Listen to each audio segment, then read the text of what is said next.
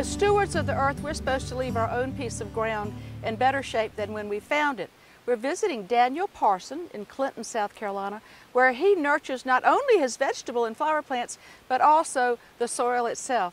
Daniel, why is soil quality so important for you as an organic farmer? Well, it's important because that's where the plants live, in the soil. And some people say that organic farmers feed the soil and not the plants, but we like to do both. We use amendments that are natural, that will feed the plants what they need, but also long-term amendments that will break down and feed the soil.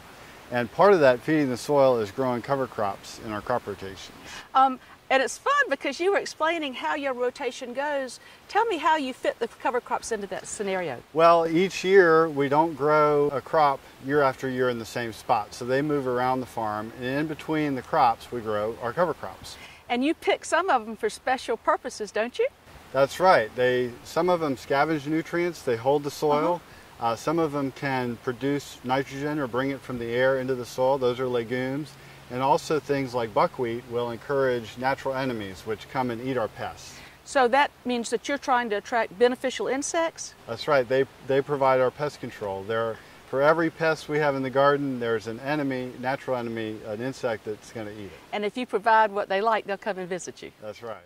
The tomatoes that you've got here just look marvelous, and I think you have some regular ones, but then also some of the old-fashioned types? We have lots of different varieties. Some are hybrid, but most of them are heirlooms. The Cherokee Purples are my favorite every year. Rose de Bern I love this year, and Striped German are big, yellow with red stripes, and they're really sweet. Oh, that sounds like a lot of fun. Now, your sweet potatoes are kind of funny looking for sweet potatoes, and I think that they came from an old friend of mine. They are. They're from David Bradshaw's Heirloom Garden at Clemson. When I was doing my master's there, I got some from him. I've been growing them ever since. But they have lobed leaves. So usually sweet potatoes have big entire leaves, and these are lobed or cut. What's the name of this one? It's called Mahan.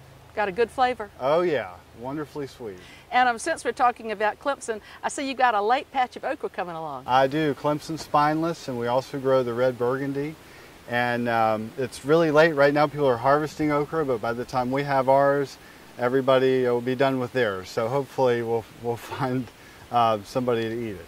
When we came up this morning, it looked like you had a lot of people out here doing weed control the old-fashioned way. Oh yeah, we do cultivation for weed control. We have some other techniques like using the cover crops, using the crop rotations and mulching, but we do a lot of hand weeding with some specialized tools.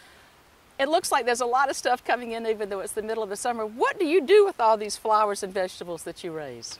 Well, we do a couple of things. One thing is called Community Supported Agriculture, or CSA, where members will get a share for the season, and then each week they come and pick up whatever we can grow. So they get a wide variety of products that we grow, and we have members here who pick up at the farm on Wednesdays, and also members in Greenville and Spartanburg. Oh. And besides that, you can eat our stuff at a couple of area restaurants. Stella's Southern Bistro, High Cotton, American Grocery, The Owl, they all feature our produce. And also on Saturday mornings we go to the TD Saturday Market, sponsored by the City of Greenville. And is that where the flowers go usually? That's right. That's where most of our cut flowers go, is to that Saturday market. They're beautiful. Thank you. I think a lot of people are going to be interested in what's going on here at Parson Produce. And if people would like to know more, what's the best way to find out? Well, our website is the best way to find out about us. It's parsonproduce.com. Real easy to remember, just parsonproduce.com. And you can actually find pictures of some of our CSA shares through the season, spring, summer, fall, to get an idea of what that would be like. And just lots of pictures, information about the farm. Well, it sounds to me like good eating, and I want to thank you so much for letting Making It Grow visit you. Well, thanks for coming out.